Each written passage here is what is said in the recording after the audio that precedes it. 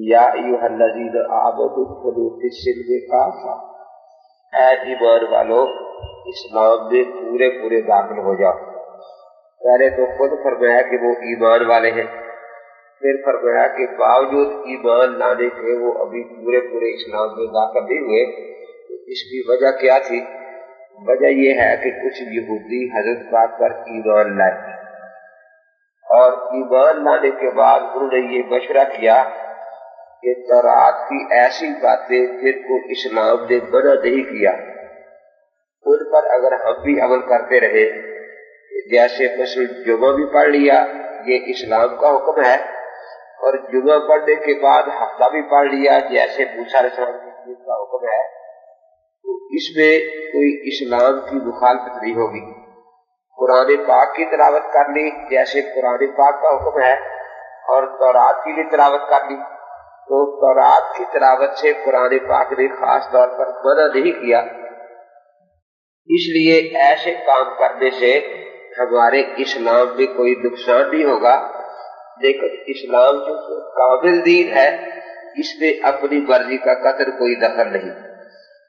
मूसा अलैहिस्सलाम की शरीयत पर भी अगर कोई अमल करे जो खुदा के सच्चे पैगंबर है और ये कहे कि चूंकि मना नहीं है इसलिए करना जायज है, ये बात उन यहूदियों के ज़हन में पैदा हुई थी और असूल उन यहूदियों ने बनाया था।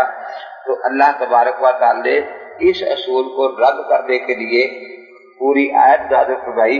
फरमाया या अय्युहल्लज़ीन आमनू उदखुलू फिस्सिल्मि काफ़ा, ऐ ईमान वालो अगरचे तुम ईमान का कलमा पढ़ चुके हो, अपने आप को ईमानदार कहते हो, लेकिन इस्लाम के साथ कुछ दूसरी शरीयत की बातों पर भी अमल करने के लिए तैयार हो, ये कहकर कि इस्लाम ने इन बातों से हमें मना नहीं किया। तो फरमाया अभी तुम इस्लाम में पूरे दाखिल नहीं हुए, जब तक इन बातों को न छोड़ोगे उस वक्त तक तुम पूरे मुसलमान नहीं हो सकते। तो हुआ वला तत्तबिउ खुतवाति शैतान, इस्लाम जैसा कामिल दीन मिल जाने के बाद दूसरी शरीयत के ऐसे मसाइल पर अमल करना जिनसे साफ तौर पर मना नहीं किया, फरमाया कि अब ये मूसा अलैहिस्सलाम की इत्तिबा नहीं बल्कि शैतान की ताबेदारी है। इसलिए रोक दिया गया कि वला तत्तबिउ खुतवाति शैतान इन्नहु लकुम अदुव्वुम मुबीन, और वो तुम्हारा खुला खुला दुश्मन है, वो कसम खा कर आया हुआ है कि मैंने गुमराह करना है। तो इस आयत ने बिदआत की जड़ काट के रख दी कि ये जाए कि इंसान अपनी तरफ से कोई मसला दीन में नया बनाकर दाखिल करे। पहले नबियों की शरीयत के ऐसे मसाइल जो है उन पर भी अमल करने से मना कर दिया गया। फरमाया कि अगर पहली शरीयतों के ऐसे मसाइल पर अमल करोगे जिसमें दीन की तकमील में असर पड़ रहा हो, तो फिर तुम नबी के ताबेदार नहीं, अगरचे तुम दावा करो हम मोमिन हैं, लेकिन पूरे मुसलमान और मोमिन नहीं।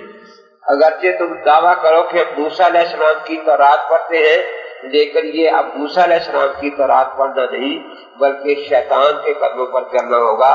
और शैतान इस तरह दुश्मनी करता है, वो अपना नाम नहीं देता कि मेरा नाम लेकर के ताबेदारी करो, कभी हम शैतान वाला काम करते हैं, कभी मूसा अलैहिस्सलाम का नाम लेगा, कभी किसी वली का नाम लेगा, और इस तरीके से वो तुम्हारे दिलों में अपनी बिदअत का बीज बो देगा। तुम ये समझते रहोगे कि हम एक नबी की ताबेदारी कर रहे हैं, हालांकि ये दीन से दूरी है। तुम समझते रहोगे कि हम किसी वली से मोहब्बत कर रहे हैं, वली की ताबेदारी कर रहे हैं, हालांकि असल में शैतान तुमसे दुश्मनी कर रहा है और उसके दुश्मनी के तरीके बड़े अजीबो गरीब होते हैं।